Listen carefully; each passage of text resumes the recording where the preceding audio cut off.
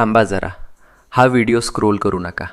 कदाचित आजचा संदेश तुमचंच आयुष्य बदलू शकेल. शेवटपर्यंत ऐका.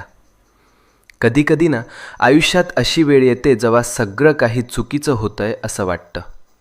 कितीही प्रयत्न करा, कितीही मेहनत करा, तरीही गोष्टी हातातून निसटतात. आणि मग मनात एकच प्रश्न उठतो, हे सगळं माझ्याच बाबतीत का होतंय? आपण हसतो वरवर, पण मनातून तुटलेलो असतो.